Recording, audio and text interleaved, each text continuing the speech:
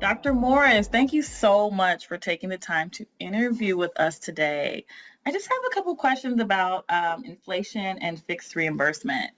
The first question is, how have you navigated in these tough times with rising inflation and fixed reimbursement and remained profitable?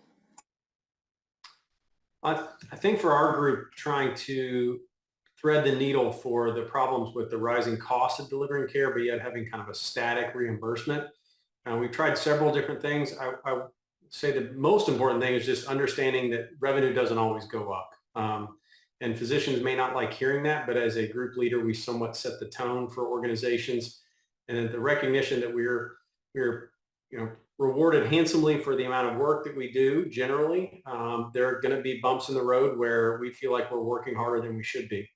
And so kind of keeping our eyes on the prize in terms of, we did not go into urology to all become millionaires, but generally to take care of patients. And as long as we're able to do that and keep our employees happy and paid, we should be hopefully happy at the end of the day. We tried a couple of things, leveraging technology, maybe being able to replace some of our on-site staff with, which leverage up groups, doing some automated call services, those sort of things, just because hiring has been difficult. And then within our organization, we've done a lot of cross training, because no matter what, it seems like we're always losing some staff, having to shift the people that we do have on hand to be able to help cover some of the jobs that were maybe outside of their original structure for why they were hired. Interesting. So, are there some tough decisions that you've made already that you hope you don't regret later? Uh, I think the kind of the most frustrating decision is the ones on office space and kind of strategic growth for organizations, because those are often on a 2-year, 5-year, 10-year timeline. And so the decision to open up a new office or hire to basically staff out a new facility, we often make several years before things may get bumpy. And we obviously decided to make some growth back before even COVID happened. So here we have new hires that are unable to actually even see patients. So you're always taking a little bit of that risk. And I certainly think in this kind of current market, there are some offices that we decided to open just because of strategic growth in our market. And at the time, you just kind of cross your fingers and hope that those are going to be profitable, but you have to understand that those decisions are made over a 5 and 10-year window, not a quarter to quarter growth. And there's often bumps before you'll start to see you've kind of filled the needs of a community. And at that point, really, it kind of takes care of itself. Interesting. Along those same lines, do you have any fears when thinking about your bottom line and looking forward at fiscal year 2023? So I think the biggest risk just for 2023 is it seems like every calendar year it's pending Medicare cuts and changes to our reimbursement.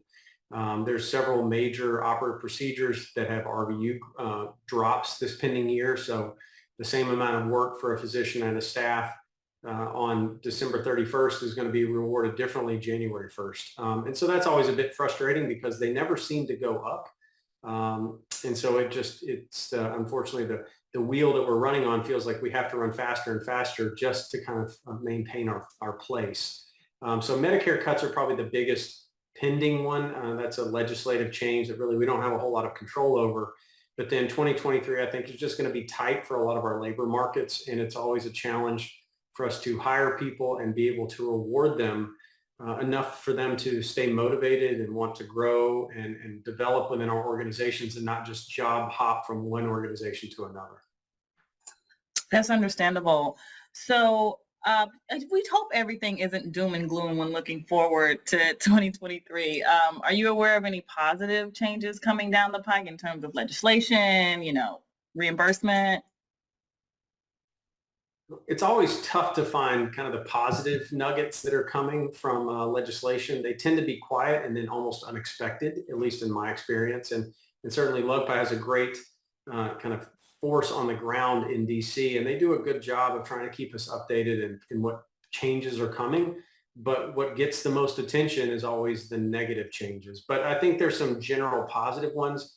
There's obviously a recognition in DC that the 340B program will likely need to be adjusted. That's originally intent for underserved areas and has largely led to hospitals acquiring oncology practices and other high volume, high expense practices, and then having a discount on their purchase price of drugs. And so that program has really grown just year over year so much that it's really out of control. And so I don't know that Congress knows how to fix it, but they know that it needs to be addressed. So I'm hopeful that that will level the playing field. And then, from a surgical perspective, we're always interested in legislation that looks at neutrality between sites of care. And so that's been an interest and a push from LUGPA for the last several years, that really, if you're doing a procedure, it should likely be reimbursed very similarly between the hospital outpatient departments, and ambulatory surgery centers. And that's often not the case.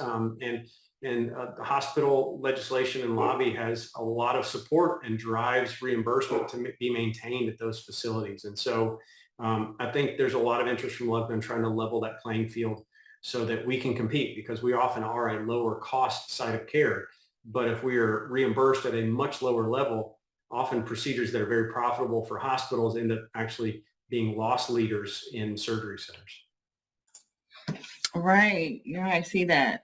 So has rising inflation and or fixed reimbursement, operating at the same time affected work-life balance or employee morale or corporate culture? Do you see any effects of that? I mean,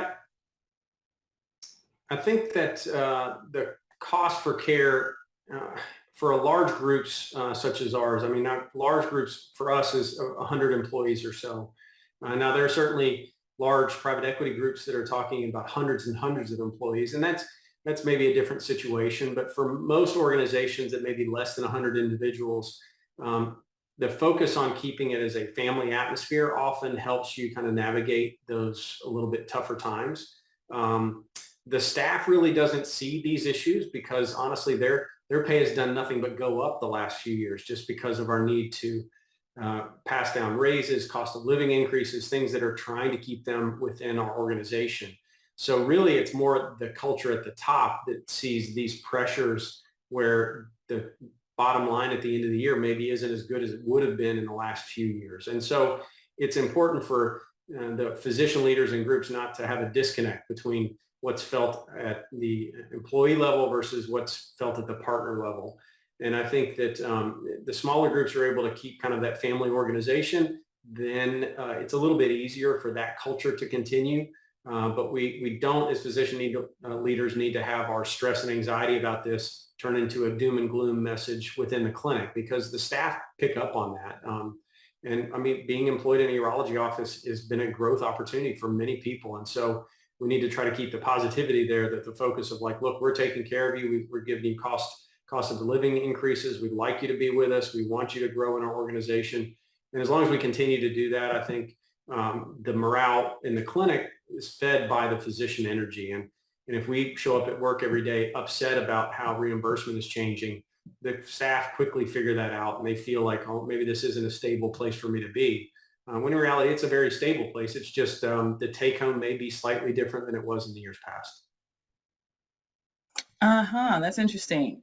So my last question for you is, what do you think would be the most important thing that a young resident needs to hear when talking about economics or the business of independent practice, when they're weighing those options of where they want to go, where they want to be employed between hospitals, private equity, independent practice, et cetera, considering everything that's going on and what we hope to be happening in the future, but might be a little further along than they want it to be?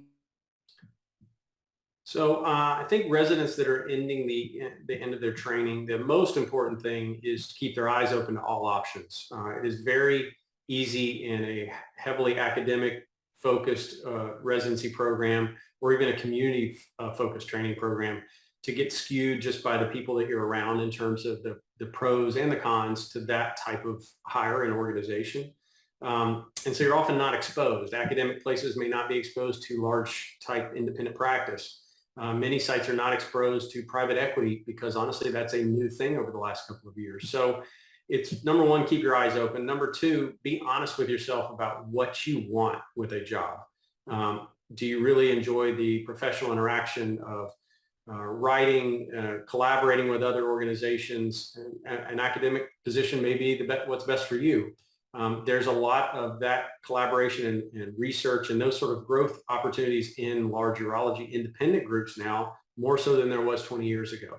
And so we offer often a kind of a balance against academics, but still offer that sort of community subspecialization that many residents are looking for. And so being honest about what your goals are and being open to all those opportunities, and then asking the questions when you get into interviews. And I think some of the biggest ones, certainly if you're focused on kind of the finances, are kind of what are the medians and averages for take home W-2 income for the physicians in this group? What are the ancillary opportunities for me to partner in outside of the clinical aspect of this group? And those can be very different between private equity, independent groups, and academics. And that's really where it's not a bad thing to be somewhat business oriented outside of your clinician wearing the white coat one-on-one with a patient. We're all clinicians, but that doesn't mean it's wrong to also be business oriented when you put a different hat on and you're not in the clinic room.